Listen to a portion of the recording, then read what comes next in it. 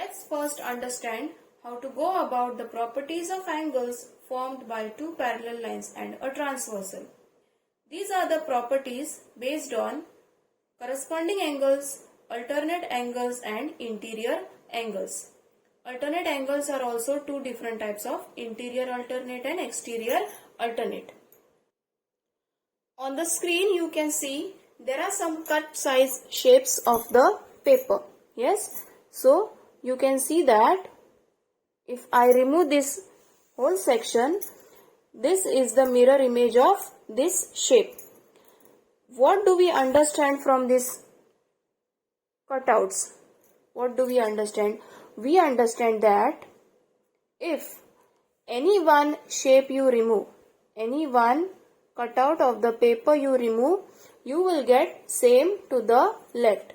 If I remove the right last part, if I place it here, it will be same.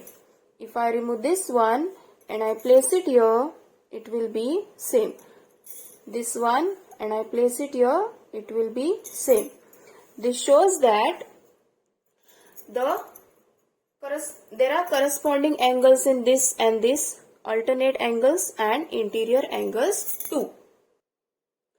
What do we understand with this simple single slot, single piece of paper?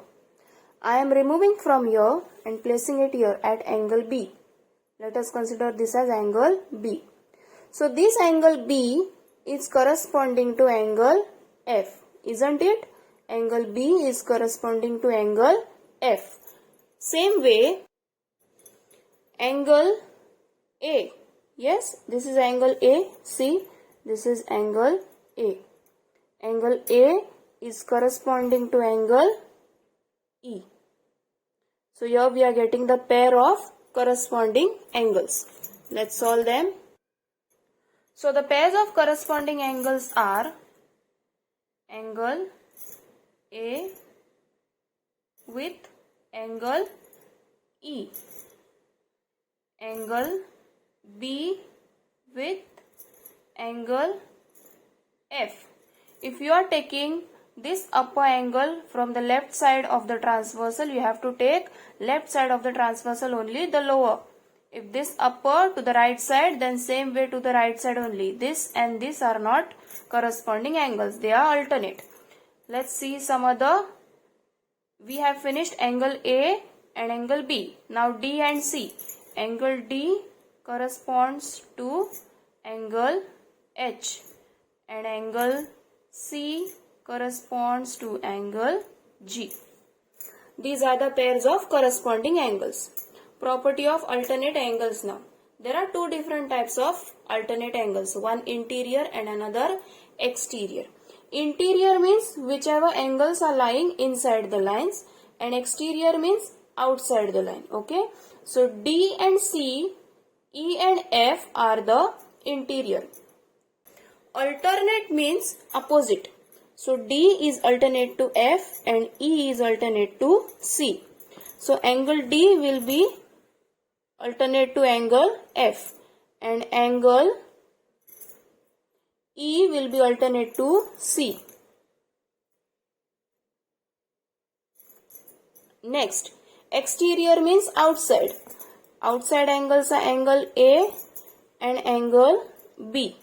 So A is alternate to G and B is alternate to H.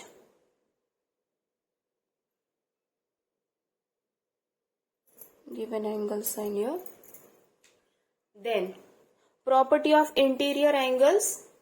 Interior angles property is, you cannot say this as corresponding. No, this angle is different, this angle is different. This is larger angle as compared to this. So the property of interior angles is quite little different. Angle D plus angle E will give you 180 degrees. Same way, angle C plus angle F will give you 180 degrees. This angle plus this angle When you add them both will give you 180 degrees. Same way with angle C and angle F. This property, this angle study we have already done in the first period when we came to know what are transversals, angles made by transversal in corresponding interior and alternate angles. This is just the property stating the same thing. But note that when you have two simple lines, you cannot give corresponding sign. Why? Because the angles will not be same. B and F are same here. That is why we are giving corresponding sign to all places. You cannot give corresponding sign if your lines are not parallel. This case happens only in the case of parallel lines, with two parallel lines and a transversal passing through those two lines. It will not take place with an angle or transversals like this or transversal like this. Why? Because you can see that the angle QMN and angle RNM, these are alternate angles, but as these are not parallel lines, they are not same. So the properties satisfy only for parallel lines. Thank you.